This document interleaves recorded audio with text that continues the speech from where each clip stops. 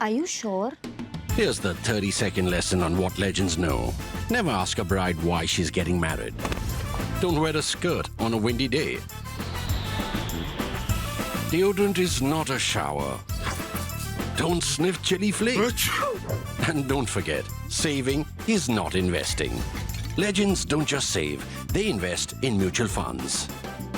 Mutual fund investments are subject to market risks. Read all scheme-related documents carefully.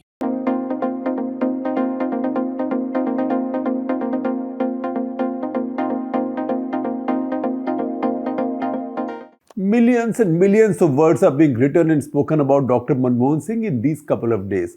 And most of these will be about the reforms he introduced in 1991.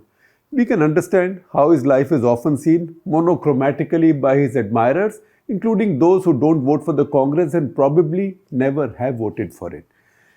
That's very unkind to him in many ways. One, it limits him and his legacy to something he had done almost a decade and a half before he became Prime Minister of India and before more than half of today's Indians were even born. Second, it gives him the sole credit for the reform because it was Narasimha Rao, P.V. Narasimha Rao, then the Prime Minister, who carried the political risk for what was done in 1991. That reform is therefore as much to Rao's credit as to Manmohan Singh's.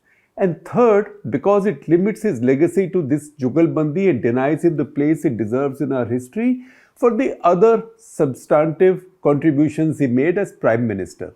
These range from strategic and foreign affairs to politics. When Singh became Prime Minister in the summer of 2004, most of the discussion was about what kind of economic agenda the UPA was going to follow.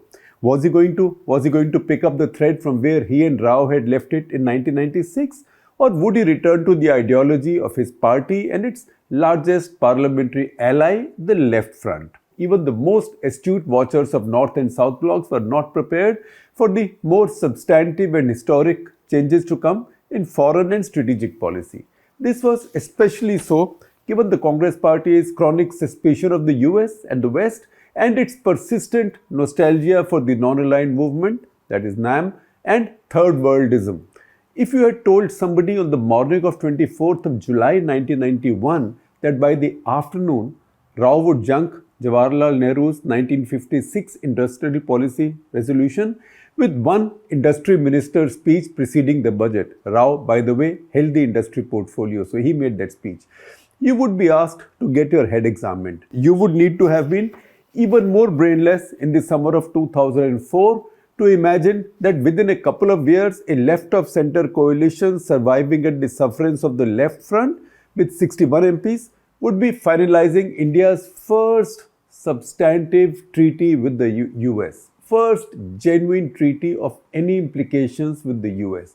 A strategic one as well as it turned out. This change from Manmohan Singh was rooted in deep intellectual thinking, even more than the reform of 1991. Then, at least, there was the alibi of a crisis, the demands of the IMF. There was no such compulsion to reposition India strategically now between, say, 2004 and 2009, when he did it. That India had to warm up to the West is an idea that had been brewing since Indira Gandhi's return in 1980, when she was deeply troubled by the Soviet invasion of Afghanistan and India's strategic compulsion to back it at the UN.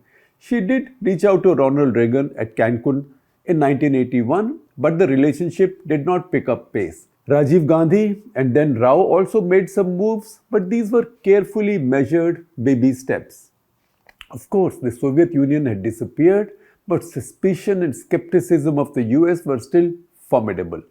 Atal Bihari Vajpayee made some significant moves and was attacked by the Congress for the shift. Atal Bihari Vajpayee, I must add, helped along by Jaswant Singh and Yashwant Sinha, but the Congress party attacked him for this shift.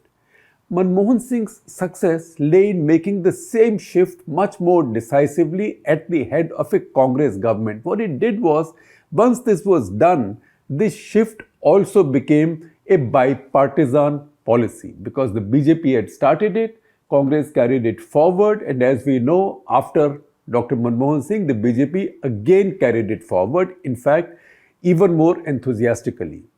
This reform, I would say, was also audacious. In my book, even more so than the 1991 reform, given how little support this had within his party and among the UPA partners.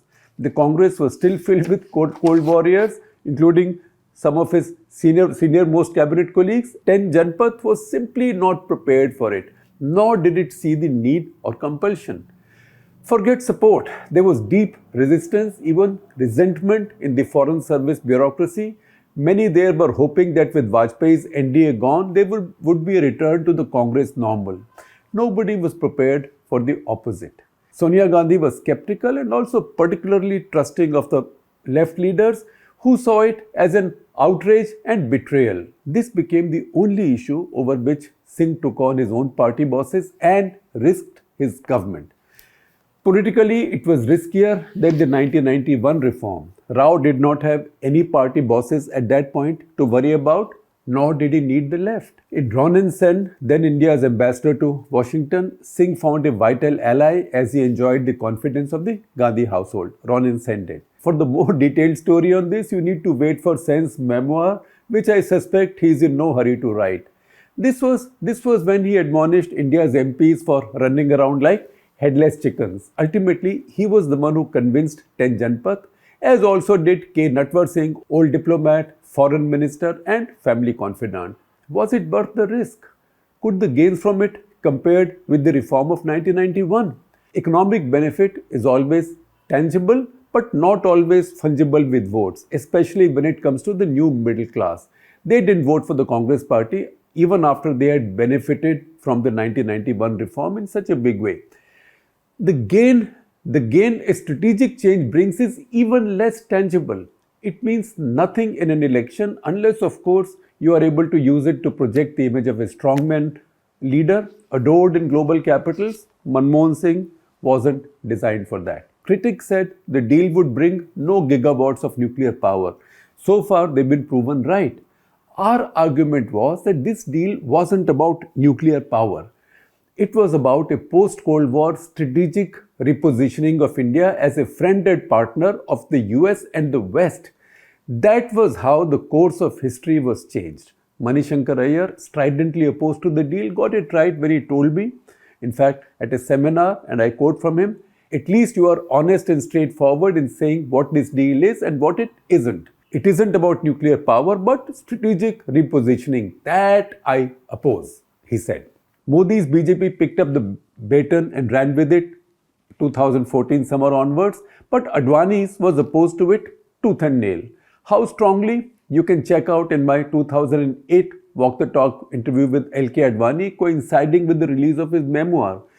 He taunts me in that Walk the Talk by saying I was an even bigger supporter of the nuclear deal than the Congress party. His BJP called it an end to India's strategic autonomy and even joined hands with the left in the vote of confidence to defeat the Congress. In fact, it was the BJP, the left and Mayawati. We know the rest. I will take you back to two particular points Manmohan Singh made in his speech defending the deal. One, he ridiculed Advani somewhat uncharacteristically for him by saying that he forced this vote only because his astrologer had told him that he was going to become the Prime Minister of India. And second, he read out the immortal lines from the 10th Guru, Guru Gobind Singh's Dasam Granth, invoking the blessings of the Almighty before going into battle with the enemy or with the demon. And the verse goes, De Shiva var mohe ehe, Shubh karmante kab hona taro, na daro ariso jab jaye laro, nischay kar apni jeet karo. Oh Shiva, bless me so I never flinch from doing the right thing, and without flinching, when I fling myself into battle with the enemy, give me the strength to emerge victorious. It's a brilliant, stirring verse. It was also my school prayer once in class 6 in Batinda, set to martial music. In November 2021, Prime Minister Narendra Modi used the same lines while announcing the withdrawal of reform laws on the 552nd birth anniversary of Guru Nanak. The same verse from the 10th Guru was used to persist with the risky reform and also to withdraw another. In a way that is spiritual as well as poetic, this also underlines the challenge and loneliness of the reformer in India, and that Manmohan Singh personified.